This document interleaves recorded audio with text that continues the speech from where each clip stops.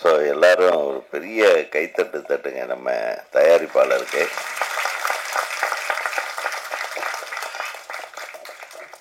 இதில் ஒரு சுயநலம் இருக்கு. அவர் நம்ம ஊருக்காரர் தான், கோயம்புத்தூர். ஒரு ஆள் வந்து ஒரு 20 வருஷம் இங்கே கஷ்டப்பட்டு 20 வருஷமாக நீங்கள் என்னை வந்து பார்த்துருக்கலாமே. அப்போ நான் கொஞ்சம் பிஸியாக இருந்தேன். பார்த்தீங்களா? பார்க்கலையா? பார்த்து உங்களை கரெக்ட் பண்ணல, அதனால் நீங்கள் தயாரிப்பாளர் ஆகிட்டீங்க. பார்த்தீங்களா? ஒரு தடவை நண்பர் ஒருத்தர் சொன்னார் இதே மாதிரி, எனக்கு வாய்ப்பு தரவே இல்லை, நீங்கள் கடைசி வரலன்னு என்னை திட்டிகிட்டு இருந்தார் மேடையில். நான் ஒரு படத்தில் மேக்சிமம் ஒரு முக்கிய கதாபாத்திரங்கள் ஒரு 4-5 தவிர ஒரு 10 பேருக்கு அங்கங்கே சின்ன சின்ன கேரக்டர்ஸ் வரும். அதை தவிர வந்து அந்த ஸ்பாட்டுக்கு போகிற டைமில் நம்ம கூட இருக்கிறவங்க அப்படி இப்படி பணியாற்றினவங்க யாராச்சும் ஞாபகம் வந்தாங்கன்னா கூப்பிட்டு நடிக்க வச்சுருவோம். பொதுவாக அப்படி தான். அப்புறம் தான் நான் சொன்னேன், நான் பேசும்போது சொன்னேன், நல்ல வேளை நான் உங்களுக்கு வாய்ப்பு கொடுக்கல. வாய்ப்பு கொடுக்காதனால இப்போ ஒரு 15 காலேஜுக்கு ஓனராக இருக்கிறார் என் நண்பர் தான். அந்த மாதிரி சினிமா வாய்ப்பு கிடைக்காதனால கோயம்புத்தூரில் போய் ஒரு பெரிய பில்டர் ஆகிட்டார், மிகப்பெரிய தொழிலதிபர் ஆகிட்டு. அவர் சாதாரண கூட்டத்தை கூட்டு வரல, அவருக்காக உயிரை கொடுக்கக்கூடிய நண்பர்கள் இருக்கிறாங்கன்றது மிகப்பெரிய விஷயம். ஆக இந்த படம் ஓடுதோ ஓடலையோ அதை பற்றி கூட கவலைப்படுங்க, அடுத்த படம் எடுக்கிறீங்க, அந்த அளவுக்கு நீங்கள் கூட்டம் சேர்த்து வச்சிருக்கீங்க. அதுக்காக நீ வருத்தப்படாத டைரக்டரை, கண்டிப்பாக ஓடும். ஏன்னா உண்மையாக ஒரு நல்ல விஷயம் கண்டென்ட்டை எடுத்துட்டு அதுக்கு உண்மையாக உழைக்கிறவங்களுக்கு எப்பவுமே வெற்றி வந்து கூட வரும், நிச்சயமாக வரும். அதனால் நீங்கள் எல்லாம் பேசுகிறத கேட்கும்போது நம்ம அசோக் சொன்னப்பில் அழகாக இந்த படத்தில் என்னென்ன நடந்தது, யார் யார் எப்படி எப்படின்னு அழகாக சொல்லிட்டாரு. தயாரிப்பாளர் கார்த்திகேசன் பேசும்போதும் அழகாக, அதாவது ஜோடனையாக பேசாமல் நம்ம மனசுக்குள்ளே என்ன இருக்கோ அதை அப்படியே யதார்த்தமாக சொன்னீங்க. அதே மாதிரி இயக்குனரும் சொன்னார். இதிலிருந்து என்ன தெரியுதுன்னா, இது ஒரு குடும்பமாக இருந்து நீங்கள் இந்த படத்துக்கு எல்லாரும் பணியாற்றிருக்கீங்க. இந்த குடும்பம் நிச்சயமாக ஒரு நல்ல குடும்பமாக, மற்றவர்கள் போற்றும் குடும்பமாக நிச்சயமாக வெற்றி பெறும் என்பதில் எல்லளவும் எனக்கு சந்தேகமில்லை. பொதுவாக படத்தோட ட்ரெய்லரை பார்த்த உடனே நமக்கு வந்து புரிஞ்சிடும், இது ஒரு பானை சோத்துக்கு ஒரு சோறு பதம் பண்ணுற மாதிரி. இந்த ட்ரெய்லரை பார்த்த உடனே ஒரு இந்த முக்கியமான மேட்ரு என்னன்னே கண்டுபிடிக்க முடியல, ஆனால் ஏதோ ஒன்று இருக்குன்றது மட்டும் தெரியுது. அந்த அளவுக்கு ரொம்ப விவரமாக வில்லங்கமான ஆளாக இருப்பான் போல் இருக்கேன், எதையுமே வெளியே விட்டுறக்கூடாது அப்படின்ட்டு. அப்படி ஒரு ட்ரெய்லர்லேயே சரி யாரா இந்த ஹீரோயினை தான் போட்டுடுறாங்களோ, இவங்க சரியில்லையோ, இல்லை இது ட்ரக்ஸ் வருதோ, மாஃபியா வருது, ஏதோ ஒன்று இருக்குது. ஆனால் எதுவுமே காட்டிக்காமல் ஒரு முகத்தோற்றத்தோடு அப்படியே ஒரு முறைப்போடவே வெறப்போடவே திரிகிற ஒரு ஆளாக கார்த்திகேசன் வேறு. அப்படியே கான்ட்ராஸ்டாக அசோக்கு ஒரு லவ் பாய் மாதிரி ஜாலியாக ஸ்டைலாக, அவர் எப்பவுமே ஸ்டைல் தான், லவ் பாய் தான். அதை வருத்தப்பட வேண்டாம், சினிமாங்கிறது இருந்துகிட்டே இருக்கும், நம்ம இருக்குமோ இல்லையோ, சினிமா இருக்கிற வரையிலும் நீ இருப்ப. ஏன்னா உங்ககிட்ட அந்த உழைப்பு இருக்குது, அந்த உன்னதமான அர்ப்பணிப்பு இருக்குது, இந்த டெடிகேஷன் அப்படின்றது அசோக்கிட்ட நிறையவே இருக்குது. என்றைக்குமே ஒரே மாதிரி. அது படங்கள் வந்து வெற்றி பெறுகிறதா இல்லையான்றது நல்ல விஷயம், நம்ம சினிமாவில் இருக்கிறோன்றதே பெரிய விஷயம். அது எத்தனை பேர்த்துக்கு இருக்குன்றீங்க? நிறைய பேர்த்துக்கு கிடையாது. இன்றைக்கும் நீங்கள் வந்து ஒரு படம் நடிச்சிருக்கீங்க ஹீரோவா, ஸோ அதே வெற்றி தான். அந்த வெற்றியிலிருந்து அடுத்த படிக்கு நீங்கள் செல்வதற்கான ஒரு ஏற்றமாகத்தான் ஒவ்வொரு படத்தையும் நம்ம நினச்சி, ஒவ்வொரு தொழில்நுட்ப கலைஞனும் சரி, ஒரு நடிகனும் சரி, ஒரு நடிகையும் சரி, கலைஞர்களும் சரி, இதே பாடலாசிரியர் அழகாக எழுதியிருந்தார். எந்த பாட்டு எழுதுனீங்க நீங்கள்? எல்லா பாட்டுமா? 3, இந்த 3 பாட்டும் ரொம்ப ரொம்ப அழகாக எழுதியிருந்தார். டியூனும் ரொம்ப நல்லா கம்போஸ் பண்ணியிருந்தீங்க. அது குறிப்பாக வந்து அந்த இஸ்லாமிய அந்த நிக்கா சாங்கு ரொம்ப வந்து எக்ஸ்ட்ராடினரியாக இருந்தது. ரொம்ப என்ன நல்லா பாடியிருந்தார் சார். வாய்ஸ் ரொம்ப பிரமாதமாக இருந்தது அவருக்கு. அந்த பாடலும் ரொம்ப நல்லா இருந்தது. அந்த முதல் பாடலும் நல்லா இருந்தது, ராஜன் சார் சொன்ன மாதிரி. அப்புறம் அந்த duet song it was really good. நல்ல மெலோடி கம்போஸ் பண்ணியிருந்தீங்க. ஸோ கதை நாயகன் வந்து நிச்சயமாக தான் யாருன்றது இதில் ப்ரூவ் பண்ணியிருக்காரு. அப்புறம் சின்ன சின்ன கதாபாத்திரங்கள் பண்ணவங்க எல்லாமே வந்து இயல்பான நடிகர்களாக தெரிஞ்சாங்க எனக்கு. ஒரு ஆர்டிஃபிஷியலாகவோ அது வந்து புதுசாக வந்து நடிக்க தெரியாமல் நடித்த மாதிரி எந்த முகங்களும் இல்லை. ஆக ஒரு வெற்றி படத்துக்கு உண்டான எல்லா விஷயங்களும் இந்த படத்தில் இருக்கிறத நான் தெரிஞ்சுக்கிட்டேன். நமக்கு வெற்றி கிடைக்குமா கிடைக்காதா அப்படின்னால ஏங்க வேண்டிய அவசியமே இல்லை. நம்ம ஒரு சிறந்த படைப்பை கொடுத்துருக்குறோம். நம்ம வீராயி மக்கள் நம்ம ஹீரோ சொன்ன மாதிரி நமக்கு ஒரு நல்ல களத்திலே ஒரு நல்ல கண்டென்ட்டில் நம்ம இருந்தாவே போதும், நமக்கு ரெக்கக்னேஷன் தானாக கிடைக்கும். இவர் சொன்ன மாதிரி. ஆக ஒரு ரெக்கக்னேஷனுக்காக நம்ம டெடிகேஷனை பண்ணிட்டோம்னா வெற்றி தோல்வியை பற்றி கவலைப்படக்கூடாது. அந்த டெடிகேஷனே நம்மளுடைய வெற்றி தான். நிறைய பேர் என்ன கேட்பாங்க, என்ன சார் நீங்கள் படமே பண்ண மாட்டேறீங்க?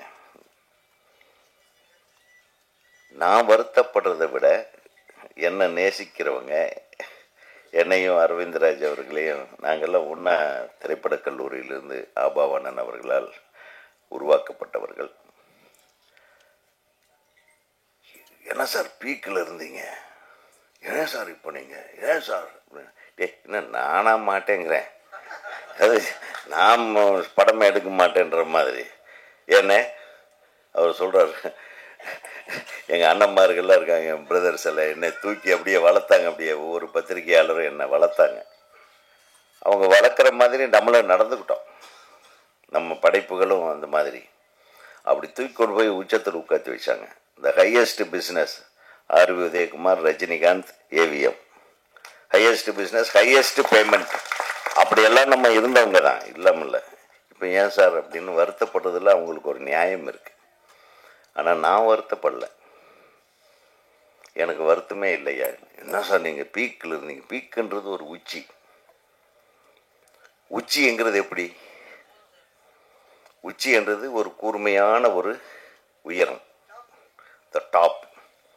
அந்த கூர்மையில் ஒருத்தன் ஏறிட்டான்னா நிற்கிறது கஷ்டம். அப்படி பார்த்தா தலை சுத்தும்.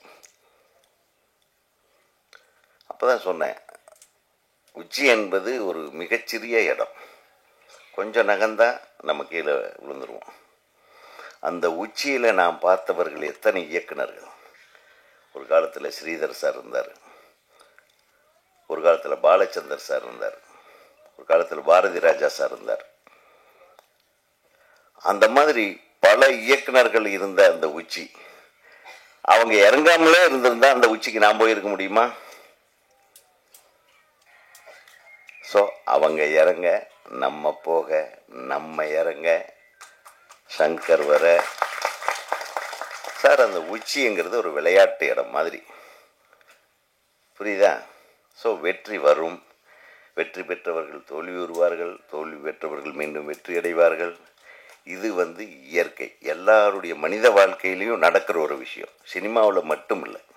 ஸோ வெற்றி தோல்விகள் என்பது, அவர் எப்படி நான் வந்து இந்த சினிமாவில் தோத்துட்டினேன் அப்படின்னு கோயம்புத்தூருக்கு போனேன், தோத்துட்டினேன்னு போகல, போய் ஜெயிச்சுட்டு திருப்பி இங்கே வருவேண்டான்ட்டு வந்தா இருப்பாங்களா, அதுதான் முனைப்பு. அந்த முனைப்பு மட்டும்தான் நம்மளை வந்து மேலே இழுத்து கொண்டு செல்லுமே தவிர, இப்போ சொல்கிறாங்க கதையாடா இருக்கிறாங்க, என்னடா இப்படி எடுக்கிறாங்க அப்படி எடுக்கிறாங்கன்னு எல்லாம். ஆனால் நம்ம பத்திரிகையாளர்களை, தரமான சினிமா பத்திரிகையாளர்களை, சினிமா ஊடகவியலாளர்களை எப்பவுமே குறை சொல்ல மாட்டேன். ஏன்னா அவங்க தரம் தாழ்ந்து யாரையும் விமர்சிக்கவே மாட்டார்கள். அதுக்குன்னு ஒரு சில குரூப் வந்து ஏதோ பண்ணுது. இப்போ அடுத்தவன் வாழ்க்கையை கெடுக்கிறதுக்கு உண்டான முயற்சிகளில் ஒரு சில பேர், இன்றைக்கி தான் ஒரு வீடியோவை பதிவு பண்ணிட்டேன், நானே வந்து ஒரு ஊடகவியலாளன் ஆயிடுறேன். ஸோ அந்த மாதிரி நிறைய போலிகள் சுற்றுற ஊராயிடுச்சு. இது ஒன்றும் பண்ண முடியாது. இது சுதந்திரம். இந்த விஷுவலுக்கு இருக்கிற சுதந்திரம் இருக்குது பாருங்கள். இந்த மொபைல் எப்போ வந்து ஒரு மனுஷன் கைக்கு வந்துருச்சோ அவன் கெட்டதையும் சொல்லுவான், நல்லதையும் சொல்லுவான், தேவையானதையும் சொல்லுவான், தேவையில்லாதையும் சொல்லுவான். ஆனால் எந்த ஒரு விஷயத்தையும் நாம் உணராமல் அதை தப்பாக அடுத்தவங்களுக்கு கம்யூனிகேட் பண்ணக்கூடாது. அதுதான் நம்ம தெரிஞ்ச மாதிரி பேசுறது. அதை நம்ம பத்திரிகை நண்பர்கள், எனக்கு தெரிய கடந்த 40 ஆண்டு காலமாக நான் சினிமாவில் நான் ட்ராவல் பண்ணிகிட்ருக்க என்னுடைய பத்திரிகை நண்பர்கள் செய்ததே கிடையாது. தப்புன்னு சொல்லுவாங்க, அது வேறு விஷயம். ஒருவர் மனதை புண்படுத்துகிற மாதிரியோ அடுத்தவங்களை இழிவுபடுத்துகிற மாதிரியோ நம்ம ஒரு விமர்சனத்தை வைக்க வேண்டிய அவசியம் என்ன இருக்குது சொல்லுங்கள்?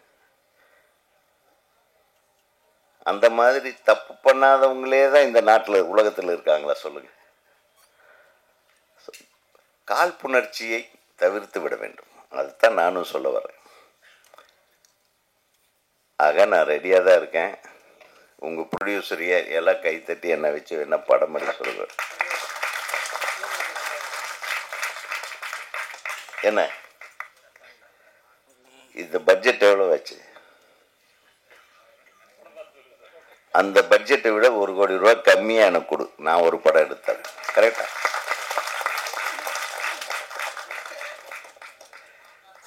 இதுதான் நான் சொல்ல முடியும். அப்போ இந்த காலத்தில் நிறைய பேர் வருத்தப்படுறாங்க, நம்ம படங்கள் வந்து வெளியாக மாட்டேங்குது. நானே வருத்தப்படுறேன். ராஜா அண்ணன் சொல்லிட்டு போனார், நிறைய படங்கள் ரிலீஸ் ஆகாமல் இருக்கு. தரமாக எடுக்கக்கூடிய திரைப்படங்களுக்கு எப்பவுமே மார்க்கெட் இருக்கு, அது இல்லைன்னே சொல்ல முடியாது. அது அவரே சொன்னார், ரப்பர் பந்து ஓடுதுன்னு. இந்த ஆண்டு வந்த நிறைய திரைப்படங்கள், நல்ல ஓடிய திரைப்படங்கள் எல்லாம் பார்த்தீங்கன்னா பெரும் பொருட்செலவில் எடுக்காத சின்ன பொருட்செலவிலே சின்ன பட்ஜெட் படமாக எடுக்கப்பட்ட திரைப்படம். ஆக நம்ம எடுக்கக்கூடிய விஷயத்தை அழகாக எடுக்கணும், அதை வந்து அடுத்தவங்க ரசிக்கிற மாதிரியே எடுக்கணும், அடுத்தவங்க ஏற்றுக்கிற மாதிரி எடுக்கணும். பார்க்கும்போது ஆஹா, அடே நம்ம லைஃப்பில் நடந்த ஒரு விஷயம், அதை அப்படியே நம்ம எடுத்துருக்கேன், சூப்பராக எடுத்துருக்கானா, அவ்வளோதான், முடிஞ்சு போச்சு ஜோலி. இது ஒன்றும் பெரிய நம்ம கம்பராமாயணம் மாதிரி ஒரு சீத்தலை சாத்தனார் இது மாதிரி அதெல்லாம் எடுக்க வேண்டியதில்லை.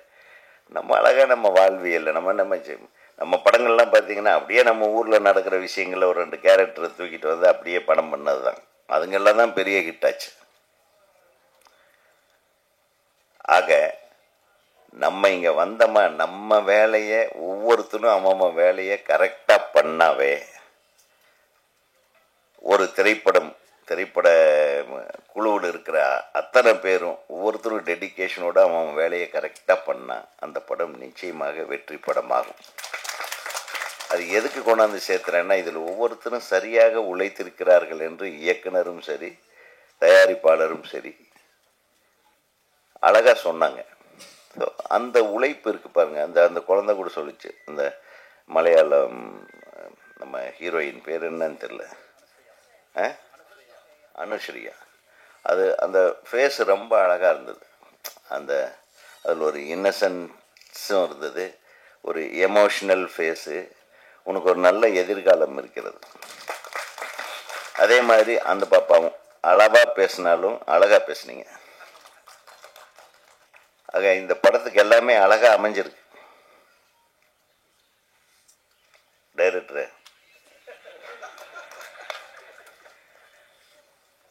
நீ முன்னாடி இருந்த கெட்டப் எனக்கு தெரியாது, வேணுன்னே இந்த கெட்டப்பா இல்லை வேணுன்னே மாற்றிட்டியான்னு தெரியாது. பட் உன்னுடைய கெட்டப் நல்லா இருக்கு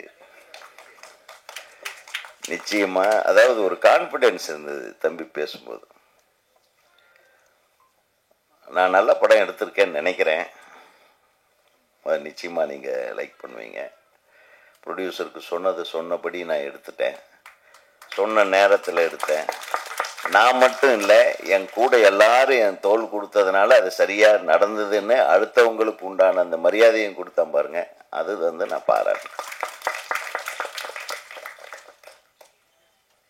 ஆக ஒரு திரைப்படம் வந்து எவ்வளவு சிறப்பாக நம்ம எடுக்கலாம், சில சமயத்தில் சிறப்பாக எடுக்காமல் இருக்கலாம், சில டைமில் மொக்க சினிமா ஓடும். என்னுடைய சிங்கார வேலன் பார்த்தீங்கன்னா அது மொக்க சினிமா. உண்மையா? ஏன் சிரிக்கிறீங்க? கமல் சாரை வச்சு எடுக்க வேண்டிய படமாங்க அது. எவ்வளோ பெரிய ஜீனியஸு. சரியா கதை கரெக்டாக அமையல. சரி, கதை இல்லாமையே ஒரு படம் எடுப்போம்னு ஆரம்பித்தோம். என்ன லொல்லு இருக்கும் பாருங்க. கதை இல்லாமையே ஒரு படம் என்னடா பண்ணுறது? ஒரு சின்ன அஞ்சு வயசு பொண்ணு ஜட்டி பனியனோட காணாமல் போச்சு. அதை தேடி கண்டுபிடிச்சி கல்யாணம் பண்ணுறது தான் ஹீரோவோட வேலை அப்படின்னு ஒரு கதை. இப்படியெல்லாம் எவனாச்சும் கதை பண்ணுவானா? என்ன லொல்லு இருந்தால் நாங்கள் பண்ணியிருப்போம். எனக்கு தலையில் இடி அடங்கின மாதிரி. இது ஓகேன்ட்டாரு தயாரிப்பாளரும் சரி, எழுத்தாளரும் சரி. இதை கொண்டாந்து நீங்கள் புடு எல்லாம் சாங்காக கொடுத்துறேன்னு இளையராஜா சார் சொல்ல, சாங்கை வச்சுட்டு என்னடா அப்படியே சுற்றிக்கிட்டே இருந்தேன். சும்மா காரில் அப்படி போக வேண்டியது, இப்படி வர வேண்டியது, ஆஃபீஸில் போய் உட்கார வேண்டியது, திருப்பி 2 ஃப்ரெண்ட்ஸுங்களை கூப்பிட்டு பீச்சுக்கு போக வேண்டியது, இப்படியே சுற்றிட்டு போகிற வழியில் வர்ற வழியில் எழுதுகிற சீன் தான் அதெல்லாம். அடித்தது பாருங்க எப்படியெல்லாம். நான் அந்த படத்துக்கு முதல்லையே வந்து போட்டேன் ரிலீஸ் அன்னைக்கு, தயவு செஞ்சு இந்த படத்தை பார்க்க வருபவர்கள் மூளையை கழட்டி வீட்டில் வைத்து விட்டு வாருங்கள். ஏன்னா வந்துட்டு இப்படியெல்லாம் படம் எடுத்தானுங்களேன்னு இப்போ நம்மளை டார்ச்சர் பண்ணுவாங்கன்ட்டு அதையும் முதல்லையே போட்டேன். இளையராஜா கூப்பிட்டு கேட்டார், என்னையா இந்த மாதிரி? ஆமாம் சார், படத்தை இப்போதான் சின்ன கவுண்டர் ஓடிட்டு இருக்குது. இந்த படம் எடுத்தவனா இந்த படத்தை எடுத்தான்ற மாதிரி ஏதாவது சொல்ல, கதையே இல்லாமல் ஒரு படம் எடுத்துட்டாரேன்னு. அப்போ நம்ம கமிட்மெண்ட் என்னன்னா, நான் சின்சியராக உழைக்கிற ஆள் தான் தம்பி மாதிரி.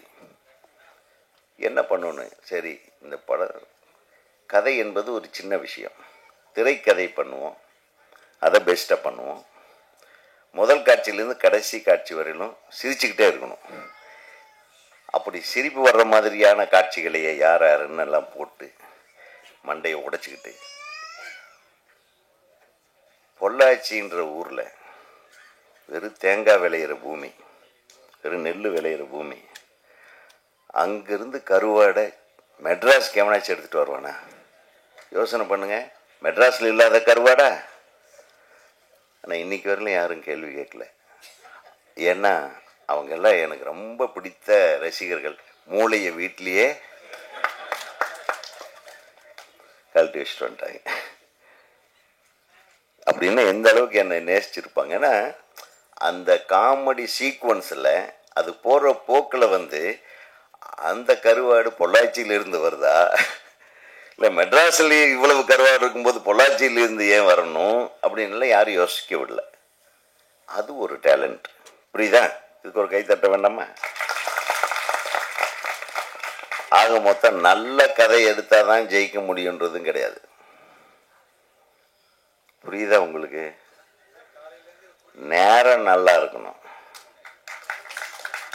கதையும் உழைப்பும் டெடிகேஷனும் என்ன இருந்தாலும் சரி, நேரம்னு சொல்கிறது அந்த ரிலீஸ் தேதி, ரிலீஸ் டைமில் என்னென்ன நல்ல படங்கள் ஏதாச்சும் ஓடுதா, இல்லை தியேட்டர்கள் எல்லாம் காலியாக இருக்கிற தியேட்டர்கள் நிறைய கிடைக்குதான், இந்த மாதிரி சில விஷயங்களை தான் நான் நேரம்னு சொல்கிறது. அதை விட இன்னொரு நேரம் இருக்குது, அது நம்ம கட்டம். ஆக இத்தனை விஷயம் இருக்குது சினிமாவுக்கு. அதனால தான் சினிமா ஆரம்பிக்கும் போதே பூஜை போடுறோம் அப்படின்னு சொல்கிறாங்க. வேறு ஏதாச்சும் சொல்கிறாங்களா? அந்த மாதிரி நிறைய விஷயத்துக்கு சொல்கிறாங்க. ஆனால் சினிமாவுக்கு பூஜை அவசியம். அந்த பூஜை நல்ல நேரமாக பார்த்து நல்ல ஓரையில் போடுறாங்களா இல்லையா, அதெல்லாம் பார்த்து போட்டு பாருங்க. அவர் ஒரு எந்த கோயில் படுத்துட்டே இருக்க அம்மன், மாசாணி அம்மன் கோயிலில் பூஜை போட்டுங்க. மாசாணி அம்மன் உங்களை கைவிட மாட்டார் என்று கூறி உங்கள் அனைவருக்கும் வாழ்த்து கூறி இருப்பேன். ஒருத்தர் பேசினார், கே ராஜன் சார், நான் கான்ட்ரவர்ஸியாக பேச மாட்டேன்ட்டு மொத்தம் பேசிட்டு போயிட்டார். அதுக்கப்புறம் நான் என்ன பேசணும்னு நான் யோசிக்கும்போது அதுக்கடுத்து நம்ம தலைவர் உதயகுமார் சார் அவர் பேசுனதுக்கப்புறம் நான் என்ன அப்போ முடிஞ்சு வச்சு எனக்கு சரி நம்ம மூளை காட்டி வச்சிட வேண்டியதான். சிங்காரவேலனை பொறுத்து அவர் டேஷ் பண்ண படத்தை மொக்க படம் சொன்னார்னா எவ்வளோ தைரியம் இருக்கும். நம்மளும் பார்த்து நம்ம அதை கை தட்டி விசில் அடித்து அதை வெட்டி விட மாய்க்கணும். நம்ம எவ்வளோ முட்டாளம்ப, அவங்க வந்து புத்திசாலியா படத்தை வெட்டி படம் பார்க்க நம்மளாம் முட்டாளாம். நீங்களாம் அந்த படத்தை இப்போ விட்டுருக்கணும். அந்த மாதிரி படத்தை பண்ணி நீங்கள் இப்போ விடுங்க. நிறைய பேர் காத்திருக்காங்க. இப்போ கருவாடு கொண்டு வருவீங்கள, அவன் வறுத்துருவான் அவன் கருவாடை. ஆமாம், நல்ல வேலை இதெல்லாம் 20 வருஷம் முன்னாடி பண்ணிட்டிய. நீங்களாம் தப்பிச்சிட்டிங்க. பார்ட் 2 இருங்க, நீங்கள் வாங்க, பார்ட் 2 வாங்க, நாங்கள் பார்த்துட்டு வரோம்.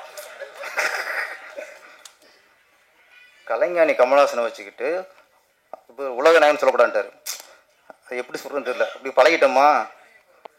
கேஹெச்சா ஒரு கேஹெச்சை வச்சுட்டு சிங்காரவேலன் படத்தை அது சும்மா ஓடாது சார், எங்கேயுமே போர் அடிக்கலை, எல்லாமே ரசித்தோம். குஷ்பு அப்போ குஷ்பு இட்லிலாம் வந்து ஃபேமஸான டைமு. ஆனால் அது ஒரு காரணம். நீங்கள் உங்கள் கதையை விட்டுருங்க, எங்களுக்கு குஷ்பு முக்கியம். அப்போ அது பாருங்க, சின்ன வயசில் ஜட்டி போட்டு விட்டீங்களா, அப்புறம் ஓடாது. அதில் போட்டு குழந்தை குஷ்புக்கு ஜட்டி போட்டுப்பாரு. பார்த்தவன் பூரா அந்த குழந்தைய பார்க்கல, குஷ்பா பார்த்துட்டான். அப்புறம் வெட்டி அடையாது. நாங்கள் முள்ளிடம் பார்த்தோம், வரும்போதும் பார்த்தோம், மொழியோடும் பார்த்தோம். ஓகே, இந்த படத்தின் தயாரிப்பாளர் கார்த்திகேசன், அவருடைய பலம் வந்து தெரிஞ்சு வச்சு நட்பு தான். என்னை விட உறவுகளை விட நட்பு தான் எப்பவுமே முக்கியம். நட்பு தான் எப்படியா இருந்தாலும் கூட இருப்பாங்க. உறவுகளும் அப்படி இல்லை, நல்லா இருந்தால் கூட இருப்பாங்க, நல்லா இல்லைன்னா குழி தோண்டிடுவாங்க. அந்த அளவுக்கு உறவு. இந்த நட்புல இன்னைக்கு நட்பு தான் வந்திருக்காங்க நினைக்கிறேன். அடுத்தபடி ஆடியோ லாங்குவேஜ் வந்து நேர் ஸ்டேட்டஸில் வைங்க. அந்தளவுக்கு நட்பு வட்டாரம் கூடணும். ஒரு போராட்டம். ஒரு 25 வருஷமாக சினிமா நேசிக்கிறவங்க தான் வரும் சார். இது வந்து ஒரு வியாபாரமாக பார்த்தாலோ இல்லை ஒரு ஒரு ஒரு மோகமாக பார்த்தாலும் இத்தனை வருஷம் கழிச்சு வந்து ஜெயிக்க முடியாது. அதுக்கு ஒரு சினிமா நேசிக்கணும், லவ் பண்ணணும். அதை இங்கே லவ் பண்ணியிருக்கிய, நீ லவ் பண்ணால கொண்டாந்து சினிமா கொண்டு வந்துடும் எங்களுக்கு. அப்புறம் இந்த கதை, இப்போ ஒரு இயக்குனர் வந்து தன்னோட கதையே இயக்குனர்னா ஒன்றும் பிரச்சனை இருக்காது, அது பெரிய விஷயம் இல்லை. ஏன்னா தன்னோட கதையில் அவங்க ஊருக்கு போய் திரைக்கதை பண்ணி வசனம் எழுதி தாங்கதை இயக்கும்பொழுது எந்த பிரச்சனையும் வராது. இன்னொருத்தர் கதையை இயக்கும்போது தான் அது பெரிய விஷயம். ஏன்னா சின்ன பயம் இருக்கும். அந்த கதாசிரியர் என்ன நினச்சி எந்த உணர்வு பூர்வமாக பண்ணியிருக்காரோ அது நமக்கு எடுத்துடக்கூடாது. அது ரொம்ப ஒரு கவனம் இருக்கும், பயம் இருக்கும். இப்போ இது வரைக்கும் நான் என் படம் எல்லாமே நான் தான் கதை. அதனால் அதில் ஒரு சுதந்திரம் இருக்கும். இன்னொருத்தர் கதையை பண்ணுறான்னா எனக்கு இப்போவே கையில் ஆட ஆரம்பிச்சிடும். ஏன்னா அங்கே வந்து அது இன்னொருத்தருடைய சொத்து. அதை நம்ம செதுக்குறங்கிறது கொஞ்சம் ஒரு டேஞ்சரான விஷயம் தான். அப்போ ஒரு கதாசிரியரோட கதையை ஒரு இயக்குனர் எடுக்கிறதுக்கு அப்படின்னா, ஒரு புடிச்சிரு கதையை ஒரு இயக்குனர் எடுக்கிறேன்னு வச்சுங்க, இவ்வளவு தில்லு இருக்கணும், எவ்வளோ தைரியம் இருக்கணும், எவ்வளவு கான்ஃபிடன்ட் இருக்கணும். கான்ஃபிடன்ட் இதுக்கு மூலம் தேவையில்லை, கான்ஃபிடன்ட் இருக்கணும். மூலம் தான் அங்கே இருக்க. ஸோ அவர் நினச்சதை இவர் செயல்படுமாக்கணும். அதான் என்ன செய்யணும், ஒரு கதாசிரியர் கதை எடுத்து பண்ணும்போது ஒரு பிரச்சனை இல்லை. ஏன்னா ப்ரொடியூசரு அவர் தான் பணம் போட்டிருக்காரு. இன்னும் அதை விட பாருங்கள், ப்ரொடியூசர் கதையை கொடுத்துட்டு பணத்தை போட்டு எங்கே இருந்தால் பரவாயில்ல, கோயம்புத்தூர் இருந்தால் பரவாயில்ல, கூடவே இருக்கார். அப்போ ஒரு சீன் எடுக்கும்போதும் ப்ரொடியூசரை பார்த்துருப்பார், இந்த ஆள் கரெக்டாக எடுக்கிறோமான்ட்டு. அது உண்மையிலே இது புது அனுபவம் தான் அவருக்கு, நம்ம மணிமூர்த்திக்கு.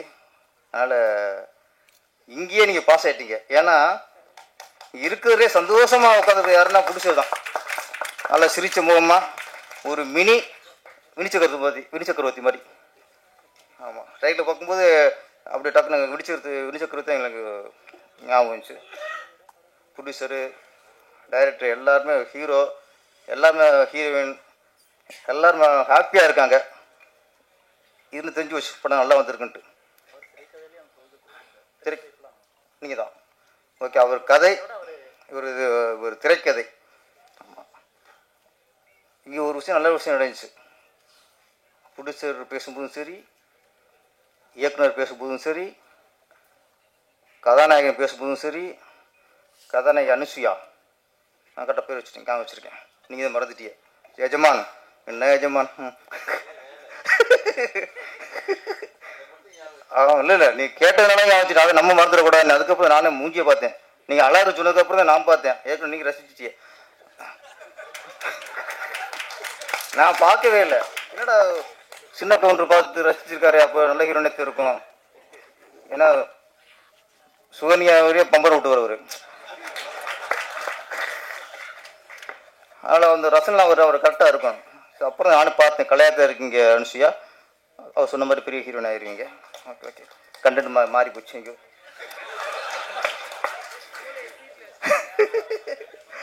ஏன்னா எல்லாம் பேசும்போதும் ஒரு விஷயம், நீங்கள் பார்த்துட்டு சொல்லுங்கள், படத்தை நீங்கள் பார்த்துட்டு சொல்லுங்கள், நீங்கள் பார்த்துட்டு வெற்றியடைய வைக்கிங்க. நாங்கள் இந்த மாதிரி அவர் கதையை நான் முடிச்சாலும் நான் பண்ணியிருக்கேன். எல்லா பொறுப்பையும் மக்கள்கிட்ட விட்டாங்க, ரசிகர்கிட்ட விட்டாங்க. நாங்கள் அப்படி பண்ணியிருக்கேன், இப்படி பண்ணியிருக்கேன், இது மாதிரி படம் வந்ததில்லை அப்படின்னு கொஞ்சம் பில்டப் பண்ணியிருந்தேன்னா கொஞ்சம் டேஞ்சராக இப்போலாம் அது இல்லை. அதனால் தன்னடக்கம் தான் மனிதனுக்கு மிகப்பெரிய வெற்றி. அந்த தன்னடக்கம் வந்து ப்ரொடியூசர் இருந்துச்சு, இயக்குனர் இருந்துச்சு, நம்ம அசோக் ஹீரோகிட்ட இருந்துச்சு. இன்னொரு விஷயம், நம்ம ட்ரெயிலர் பாடல் பார்க்கும்போது ஃபஸ்ட்டு சாங் அந்த திருவிழா அட்மாஸ்பியர் ரொம்ப சிறப்பாக இருந்துச்சு. உண்மையிலே ஒரு திருவிழாவில் போன ஒரு எஃபெக்ட் இருந்துச்சு. அது ஒரு இந்து கோயில் ஃபேக்டர். அதுக்கடுத்து எல்லாம் உள்ள அல்லான்ட்டு ஒரு பாடல் ஐயா பாடினார், நல்லா பண்ணுவீங்க. அது ஃபுல்லாக பேக்ட்ராப் பள்ளிவாசல், ஒரு இஸ்லாமிய பேக்ட்ராப். அதுக்கப்புறம் டியூட் சாங், அங்கே இங்கே பார்த்தா சர்ச்சு தெரிஞ்சு, சிலுவை தெரிஞ்சு. அப்போ ஒரு 3 பாடலையுமே எங்களுக்கு எம்மதமும் சம்மதம்ட்டார் டைரக்டர். இந்துவில் கட்டார், இஸ்லாமியில் கட்டார், கிறிஸ்தவத்தையும் கட்டார். நான் என்ன சொன்னால், சினிமாவில் தான் சார் நம்ம எம்மதம் சம்மதங்கிறோம், எல்லா ஜாதியும் ஒன்றுங்கிறோம், சினிமா சொல்லிக்கிருக்கோம். ஏன்னா சினிமா இன்றைக்கி சினிமாக்காரன் தான் அதில் பொறுப்பாக இருக்கான். வெளியே போயிட்டால் மதம் தான் இன்றைக்கி புழப்புறத்து இடமா போச்சு, அரசியல் பண்ணுற இடமா போச்சு, ஜாதி தான் இன்றைக்கி அரசியல் பண்ணுற இடமா போச்சு. அந்த வகையில் நாங்களாம் சினிமாக்காரங்கிறதுல ரொம்ப ரொம்ப பெருமை.